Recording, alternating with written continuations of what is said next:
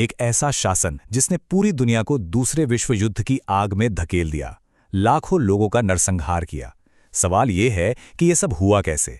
एक आधुनिक पढ़ा लिखा सभ्य राष्ट्र आखिर ऐसे अंधेरे में डूबा तो डूबा कैसे? चलिए आज नाज़ी जर्मनी के उदय की कहानी के एक एक धागे को खोलकर समझने की कोशिश करते हैं। ये शब्द हैं 1945 में हेलमुट नाम के 11 साल के जर्मन लड़की के। ये शब्द उस खौफ को दिखाते हैं जो उस समय पूरे जर्मनी की हवा में घुल चुका था। जब जर्मनी युद्ध हारने की कगार पर था तो हर तरफ सिर्फ डर और बेचैनी का माहौल था। हेलमुट के पिता, जो हिटलर के कट्टर समर्थक थे, अपनी पत्नी से बात कर रहे थे।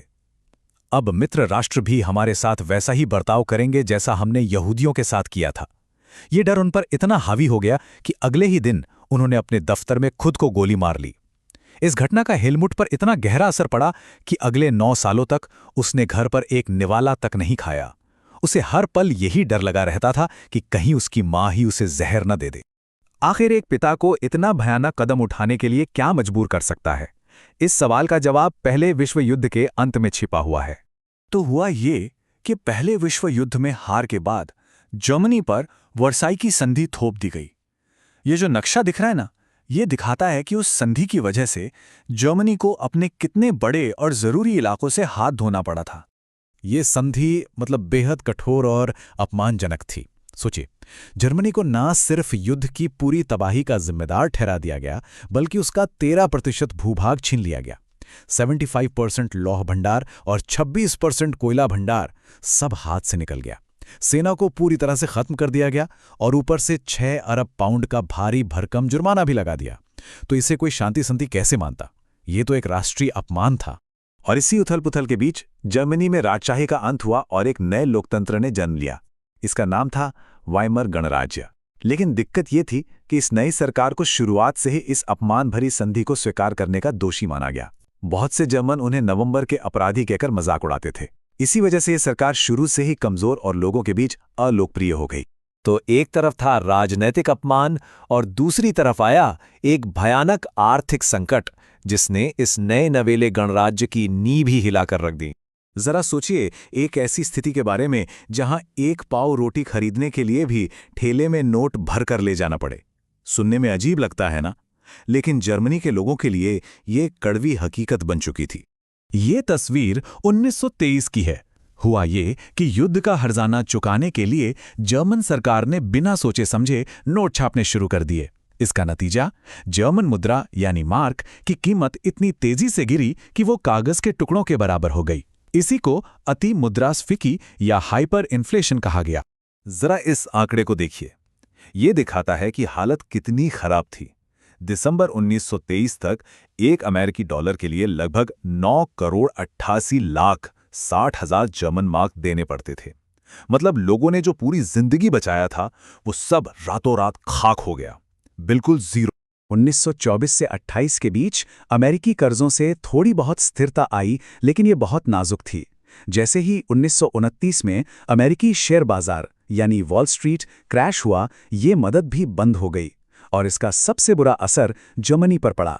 इंडस्ट्री का उत्पादन गिरकर सिर्फ 40% रह गया और 1932 आते आते 60 लाख लोग बेरोजगार हो गए।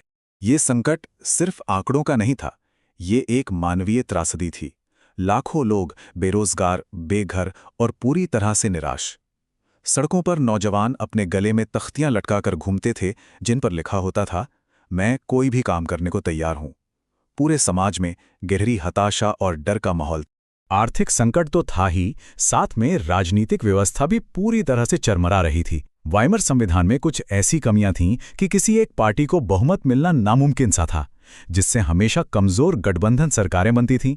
कोई भी सरकार औसतन 239 दिन से ज्यादा नहीं टिक पाती थी। और सबसे खतरनाक था अनुच्छेद 48, जिसने राष्ट्रपति को आपातकाल लगाकर बिना संसद की मंजूरी के शासन करने का अधिकार दे दिया था। इससे लोकतंत्र की नींव ही हिल गई और लोगों का लोकतंत्र पर से भरोसा उठने लगा।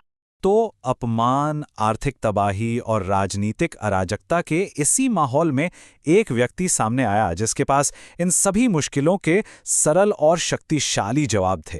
देखिए, एक तरफ थी कड़वी हकीकत, चारों तरफ बेरोजगारी, राजनीतिक क्योस और राष्ट्रीय अपमान, और दूसरी तरफ थे नाज़ी पार्टी के लुभावने वादे, हर किसी को रोजगार, एक मजबूत नेता और जर्मनी के खोए हुए गौरव को वापस लाने का वादा।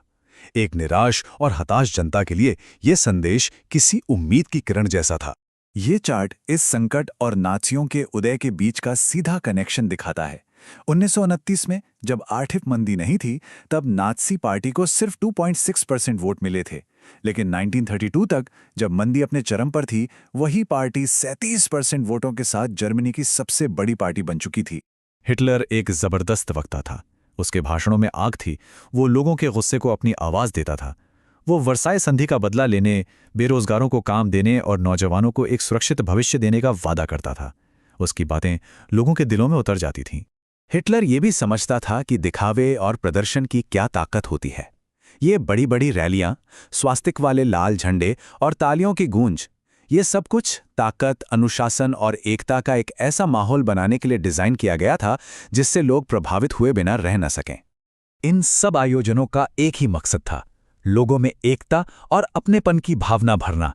ये भव्य नज़ारे लोगों को ये एहसास कराते थे कि वो एक ऐसे आंदोलन का हिस्सा हैं जो बहुत शक्तिशाली है और जिसे अब कोई रोक नहीं सकता।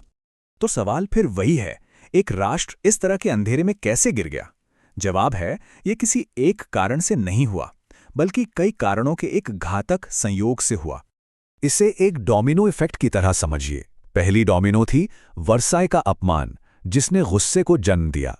दूसरी, कमजोर लोकतंत्र, जो लोगों का विश्वास नहीं जीत सका। तीसरी, आर्थिक पतन, जिसने लोगों की जिंदगी तबाह कर दी।